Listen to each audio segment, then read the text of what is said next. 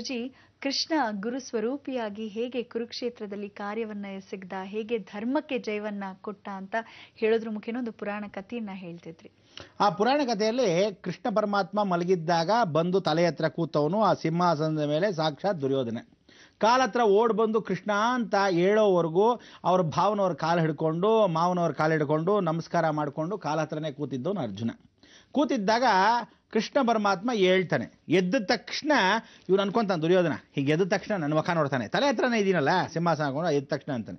ಅವನು ಏನು ಮಾಡ್ತಾನೆ, ಕೃಷ್ಣ ಬಹಳ ಬುದ್ಧಿವಂತ. ಈಗ ನೋಡಿ, ನಿದ್ದೆ ಮಾಡ್ತಿದ್ದವನು, ನಿಜವಾಗ್ಲೂ ನಿದ್ದೆ ಮಾಡ್ತಿದ್ದವನ್ನ ಎಬ್ಬಿಸ್ಬೋದು. ಎಳೆಯ ಅಂದ ತಕ್ಷಣ ಹಾಂ ಹೇಳಿ ಅಂತ ಎದ್ಬಿಡ್ತಾರೆ.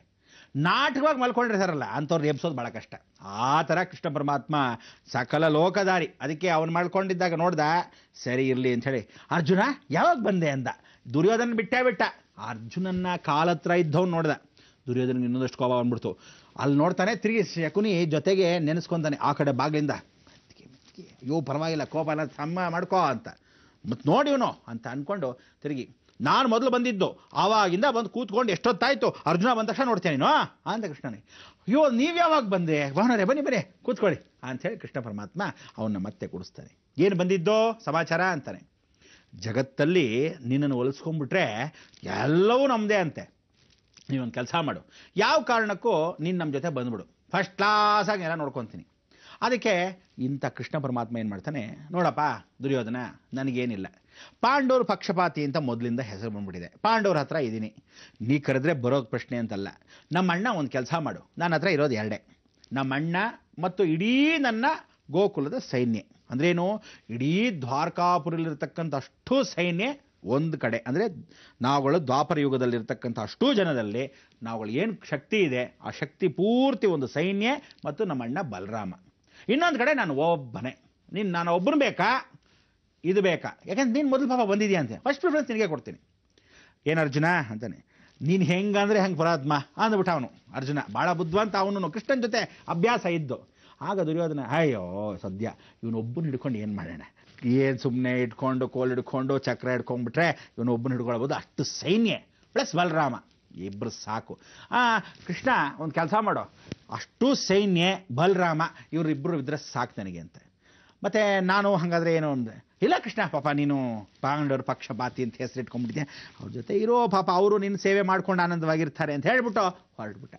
ಅವನಿಗೆ ಅಜ್ಞಾನಿ ಬುದ್ಧಿನೇ ಗೊತ್ತಿಲ್ಲ, ಇಡೀ ಭಗವಂತ ನಮ್ಮ ಕಡೆನಾ, ಜಗತ್ತಲ್ಲಿರೋ ವ್ಯಾಮೋಹ ಒಂದು ಕಡೆನಾ ಅಂತ. ಅದಕ್ಕೆ ಹೇಳೋದು, ಜೀವನದಲ್ಲಿ ಗುರು ಮಹಿಮೆ ಪಾಠವನ್ನು ಅವನು ಕಳಿಸ್ಬೇಕಾದ್ರೆ ಹೇಳ್ತಾನೆ, ನಿನಗೆ ದೇವಿ ಬೇಕಾ ವ್ಯಾಮೋಹ ಬೇಕಾ ಅಂತ. ಹಾಗೆ ಜಗತ್ತಲ್ಲಿ ಪ್ರತಿಯೊಬ್ಬ ಮನುಷ್ಯನಿಗೂ ಗುರು ಬಲ ಬೇಕಾ ವ್ಯಾಮೋಹ ಬೇಕಾ. ಇವತ್ತಿನ ದಿವಸ ಕಾರು ಬಂಗ್ಲಾ ಐಶ್ವರ್ಯ ಒಂದು ಕಡೆ ಇರುತ್ತೆ, ಭಗವಂತನ ನಾಮಸ್ಮರಣೆ ಒಂದು ಕಡೆ ಇರುತ್ತೆ. ನೀವೆಲ್ಲ ಏನು ಮಾಡ್ತೀರಾ, ಕಾರು ಬಂಗ್ಲಾ ಐಶ್ವರ್ಯ ಎಲ್ಲ ನೋಡ್ಕೊಂಡು ಕೂತಿರ್ತೀರ, ಹೌದಾ?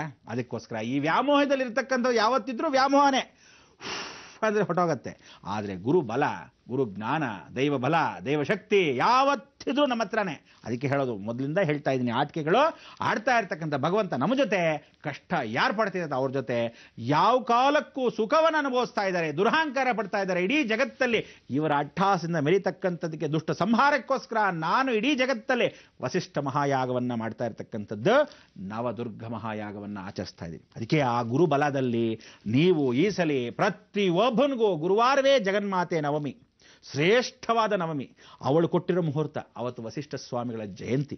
ಎಂಥ ಮಹರ್ಷಿಗಳು, ಅವರು ಇಂದ್ರನಿಗೆ ಹಾಕಿರ್ತಕ್ಕಂಥ ಶಾಪದಲ್ಲಿ ಇಡೀ ಜಗತ್ತು ಅಲ್ಲೋಲ ಕಲ್ಲೋಲವಾಗತ್ತೆ. ಇನ್ನೊಂದು ಸಲ ಯಾವ ನನ್ನ ಮಗ ಆದರೂ ಇಡೀ ಜಗತ್ತಲ್ಲಿ ಲಂಚ ಅನ್ಬೇಕು, ಎಲ್ಲ ಕಾರಣಕ್ಕೂ ದುಷ್ಕರ್ಮಿ ಆಗಬೇಕು, ಎಂಥ ನೆಕ್ಸಲೈಟ್ ಇರಲಿ, ಎಂಥ ಟೆರರಿಸ್ಟ್ ಆಗಲಿ, ಪ್ರತಿಯೊಬ್ಬನು ನಶಿಸಕ್ಕೆ ಯಾರು ಬರ್ತಾಳೆ? ಜಗನ್ಮಾತೆ ಆದಿಶಕ್ತಿ. ಯಾವಾಗ? ಜಾಸ್ತಿ ದಿನ ಏನಿಲ್ಲ, ಮೇ 6ರಿಂದ 18 ಬಂದ್ಬಿಡ್ತಾಳೆ. ಆದರೆ 18 ನಮ್ಮ ಮುಹೂರ್ತ ಇಟ್ಕೊಂಡು ನಾವು ಧನ್ಯವಾದ ಹೇಳಬೇಕು. ಅಮ್ಮ ಬಾಮ್ಮ ಸ್ವಾಗತ ಅಂತ. ಯಾರಾದರೂ ಸ್ವಾಗತ ಮಾಡಕ್ಕೆ ಹೋಗ್ತಿದ್ದೀರಾ? ಯಾವನು ಮಾಡ್ತಾ ಇಲ್ಲ. ಅದಕ್ಕೆ ನಾನೇ ಶ್ರೀ ಸಂಪೂರ್ಣ ವರಮಹಾಲಕ್ಷ್ಮಿ ಮಹಾಸಂಸ್ಥಾನದ ಮುಖಾಂತರವಾಗಿ ಜಗನ್ಮಾತೆಗೆ ಆಧಾರದ ಸ್ವಾಗತ. ಯಾಕೆಂದರೆ ನಾನು ಯಾವತ್ತಿದ್ರೂ ಜಗನ್ಮಾತೆ ಮಗ. ಅದಕ್ಕೋಸ್ಕರ ಯಾರು ಕಂಡ್ರು ನಾನು ಹೆದರಿಕೆ ಇಲ್ಲ, ಯಾರು ಕಂಡ್ರು ಬೇಕಾಗಿಲ್ಲ. ಜಗನ್ಮಾತೆಗೋಸ್ಕರ, ನಿಮ್ಮೆಲ್ಲರ ಜನಗಳಿಗೋಸ್ಕರ, ಅಂದು ಇಂದು ನಾಳೆ ಯಾವತ್ತಿದ್ರೂ ಆ ಸೇವೆಗೋಸ್ಕರ ಈ ಒಂದು ಯಾತ್ರೆಯನ್ನು ಪರಿಪೂರ್ಣವಾಗಿ ಜಗನ್ಮಾತೆ ಪಾದಾರವಿಂದಕ್ಕೆ, ದುಷ್ಟ ಸಂಹಾರಕ್ಕೆ, ಲೋಕ ರಕ್ಷಣೆಗೆ ನಾನು ಮುಂದಾಗಿದ್ದೀನಿ. ಇಂಥ ಒಂದು ಕಾರ್ಯಕ್ಕೆ ತಾವೆಲ್ಲರೂ ಸಿದ್ಧಪೂರ್ವಕವಾಗಿ ಬರ್ಬೋದು. ಖಂಡಿತವಾಗ್ಲೂ ಅದಕ್ಕೆ ಸೇವೆ ಇರತಕ್ಕಂಥದ್ದು ಬರೀ 1180 ಜನಕ್ಕೆ ಮಾತ್ರ. ನೋಡಿ, ಇವತ್ತು ಆಲ್ರೆಡಿ 10ನೇ ತಾರೀಕು ಬಂದ್ಬಿಡ್ತು. ಹೀಗೆ ಕಳೆದೋಟೋಗುತ್ತೆ, ಕಣ್ಣು ಮುಚ್ಕೊಂಡು ತೆಗೆಷ್ಟಲ್ಲಿ ಒಂದು ತಿಂಗಳಂಗಟ್ಟು ಹೋಗ್ತಾ ಇರುತ್ತೆ. 30ನೇ ತಾರೀಕುವರೆಗೂ ಮಾತ್ರ. ಅದು ಎಷ್ಟು ಬೇಗ ಮುಗಿಯುತ್ತೋ, ಒಂದು ವಾರದಲ್ಲೇ ಮುಗಿಯುತ್ತೋ, 30 ದಿವಸ ಆದ್ಮೇಲೂ ನೋಡಿತಾ ಇರುತ್ತೋ ಇಲ್ಲ. ಆದ್ರಿಂದ ಎಷ್ಟಾಗುತ್ತೋ ಅಷ್ಟು ಬಗ್ಗೆ ನಿಲ್ಲಿಸು ಅಂತ ಹೇಳ್ತಾರೆ, ನಿಲ್ಲಿಸ್ಬಿಡ್ತೀವಿ. ಅದಾದ್ಮೇಲೆ ಸಾರ್ವಜನಿಕರಿಗೆ ಎಲ್ಲರಿಗೂ ದರ್ಶನವಿದೆ. ಪ್ರತಿಯೊಬ್ಬರು ಬರ್ಬೋದು, ತನ್ನ ಸೇವೆಯನ್ನ ಭಗವಂತ ಕೃಪಾಕಟಾಕ್ಷಕ್ಕೆ ಮಾಡಬಹುದು. ಯಾವ ರೀತಿ? ಅಕ್ಕಿ ದವಸ ಧಾನ್ಯದ ಮುಖಾಂತರವಾಗಿ, ಪದಾರ್ಥಗಳ ಮುಖಾಂತರ. ಯಾವುದಕ್ಕಿದೆಲ್ಲ? ಎಲ್ಲವೂ ಹೋಮಕ್ಕೆ, ಎಲ್ಲವೂ ಅನ್ನದಾನಕ್ಕೆ, ಅನ್ನದ ಸಂತರ್ಪಣೆಗೆ, ಲೋಕ ಕಲ್ಯಾಣಾರ್ಥವಾಗಿ. ಇದರಲ್ಲಿ ಪಾಪಕರ್ಮಗಳು ಎಷ್ಟು ಕಳ್ಕೊಂತೀವಿ. ಜಗತ್ತಲ್ಲಿರ್ತಕ್ಕಂಥ ಅಷ್ಟೂ ಜನ ನಾವು ಧರ್ಮ ಮಾರ್ಗದಲ್ಲಿ ನಡಿಬೇಕು. ಅದಕ್ಕೆ ಇಲ್ಲಿ ಏನು ಮಾಡ್ತಾ ಇದ್ದೀನಿ ಅಂದರೆ, ಭಾರತ ದೇಶದ ಎಲ್ಲ ಗುರು ಹಿರಿಯರಿಗೂ ನಾವುಗಳು ಪತ್ರಿಕೆಯನ್ನು ಕಳಿಸ್ಬಿಡ್ತಾ ಇದ್ದೀವಿ.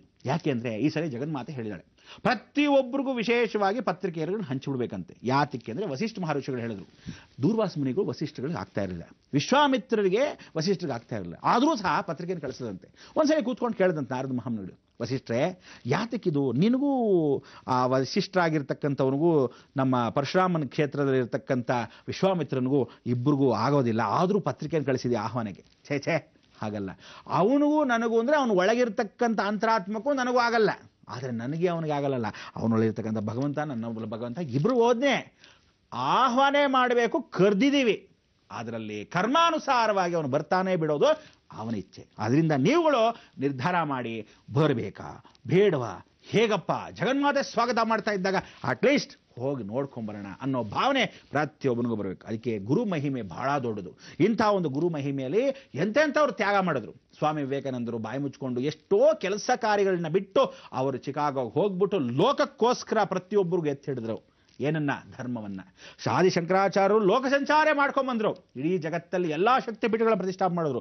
ಪೂರ್ವ, ಪಶ್ಚಿಮ, ಉತ್ತರ, ದಕ್ಷಿಣ. ಇವತ್ತಿನ ದಿವಸ ಆ 4 ಕ್ಷೇತ್ರದಲ್ಲಿ ಶ್ರೀಚಕ್ರ ಪ್ರತಿಷ್ಠಾಪನೆ ಮಾಡೋದ್ರಿಂದ ಭಾರತ ದೇಶದ ಸಂಸ್ಕಾರಗಳು ಇವತ್ತು ಉಳಿದಿದೆ.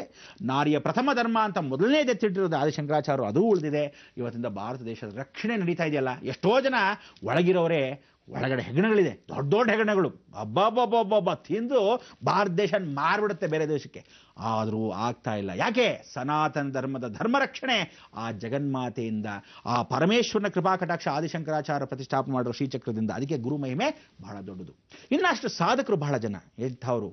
ದತ್ತಾತ್ರೇಯ ಸ್ವರೂಪದಲ್ಲಿ ಎಷ್ಟೋ ಜನ ಋಷಿಮುನಿಗಳು ಬಂದರು. ಆದಿಶಂಕರಾಚಾರ್ಯರು, ಚಂದ್ರಶೇಖರ ಭಾರತಿಗಳು, ಭಾರತೀಯ ತೀರ್ಥ ಮಹಾಸ್ವಾಮಿಗಳು ಎಲ್ಲ ಬಂದರು. ಇಷ್ಟೆಲ್ಲ ಮಾಡಿದ್ರು ಸಂತರು ಅಂತ ಒಂದಷ್ಟು ಜನ ಬಂದರು. ಅಲ್ಲಿ ಸಂತ ತುಕಾರಾಮರು, ಪಾಂಡುರಂಗ, ವಿಠಲ ಅಂತ ಹೇಳ್ತಕ್ಕಂಥವ್ರು, ಆ ರೀತಿಯಾಗಿ ಬಂದವರು ಸಕೂಬಾಯಿ. ಇದೆಲ್ಲ ಮಾಡಿದ ಮೇಲೆ ಸಿದ್ಧಿ ಪುರುಷರು ಅಂತ ಒಂದಷ್ಟು ಜನ ಬಂದರು. ಯಾರ್ಯಾರು? ಸಾಕ್ಷಾತ್ ಬಾಬಾ ಅವತಾರದಲ್ಲಿ ಹರಿಹರ ಸ್ವರೂಪ. ಆ ಹರಿಹರ ಸ್ವರೂಪದೇನೋ ಬಲಭಾಗದಲ್ಲಿ ಶಿವನು, ಎಡಭಾಗದಲ್ಲಿ ಮಾಯೆ ಆಗಿರ್ತಕ್ಕಂಥದ್ದು. ಅಲ್ಲಿ ಏನು ಗೊತ್ತಾ? 2 ಅಂಶ. ಗುರು, ರಾಹು. ರಾಹು ಅಂದರೆ ಮುಸಲ್ಮಾನರಾಗಿ ಹುಟ್ಟಿ, ಗುರು ಅಂದರೆ ಬ್ರಾಹ್ಮಣತ್ವ. ನೋಡಿ, ಎರಡೂ ಸೇರಿ ಬಾಬಾ, ಶಿರ್ಡಿ ಬಾಬಾ ಎಷ್ಟು ಜನಕ್ಕೆ ಸೌಕರ್ಯವನ್ನು ಕೊಟ್ಟರು, ಎಷ್ಟು ಸಂತೋಷವಾಯಿತು. ಅವರು ಯಾವ ರೀತಿ ಇದ್ರು? ತಾವು ಏನೂ ಬಟ್ಟೆಗಳನ್ನ ಹಾಕಿದ್ರೆ ನಿಸ್ವಾರ್ಥ ಸೇವೆ ಆರಾಮಾಗಿರ್ಬೋದಾಗಿತ್ತು. ಎಷ್ಟೋ ಜನ ದುಡ್ಡು ಕಾಸು ಒಂದ್ಸಲಿ ಹಿಂಗೆ ಅಂದಿದ್ರೆ ಎಲ್ಲ ಬರ್ತಿತ್ತು.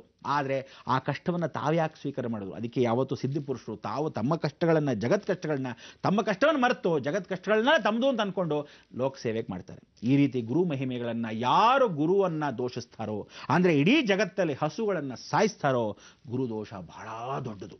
ಆ ಗುರುಗಳನ್ನ ಆಗಿರ್ತಕ್ಕಂಥ ಹಸುಗಳನ್ನು ಯಾರು ತಿಂತಾರೋ ಮಹಾದೋಷಕರಿ.